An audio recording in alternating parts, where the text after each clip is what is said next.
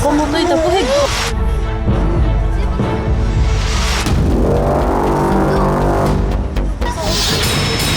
Trapuhi daw yung kilay, dapit. Nakita ko po talaga na may ano po talaga siya, lumuluha po siya. Nagulat po. Natakot kami, ayaw namin yung kulatan. Natakot talaga kami. Himala po kasi para sa amin na lumuluha yung Santos. Wala, nagdaghan siya ng tubig, tinuod yun. Ay, trapuhi ko no balik.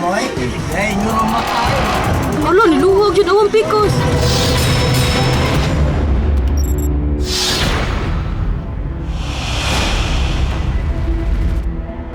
Ano, trapuhi ba? Ayun sa yung kamutoy tapuhig. Trapuhi daw yung kilay, dapit.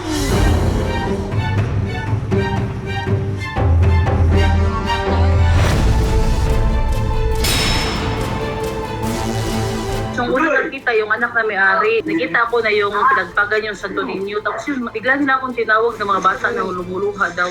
Dadalhin na po kasi siya sa ano.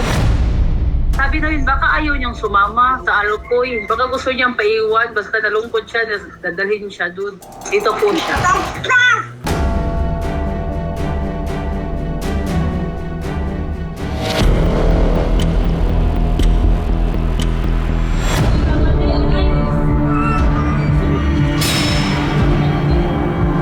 Sabi yung may-ari, ipahi daw yung bata sa may sakit. Sinulasan namin yung mata, pagkatapos pinahid namin sa bata. Kasi yung araw na yun, may lagnat yung anak ko. Mga 4 days na po yun, may lagnat, sipulat, ubo. Kinabukasan, okay na po siya. Hindi na siya mainit. Hanggang ngayon, naglalaro na siya.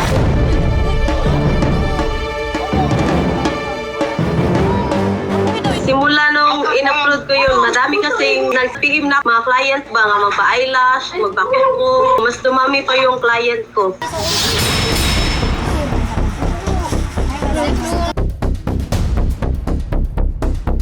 Marami rin kasing tao na lumalapit sa kanya, mga tao nakikiusisa ba sa kanya. Maraming tumitingin sa kanya, kaya iniwan muna siya dito sa nanay ng may-ari.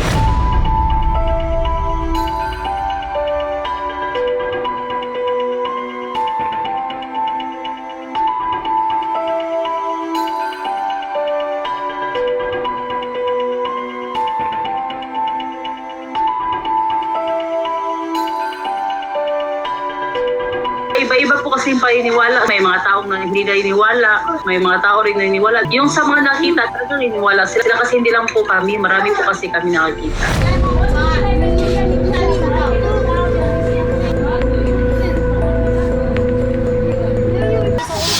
Ano, trapuhi ba? Ayun sa yung kamutoy tapuhig. Wala, nagdaghan siya ng tubig, tinuod yun. Wala, niluhog yun, awang pikos. Naawa yung kilid mata ba?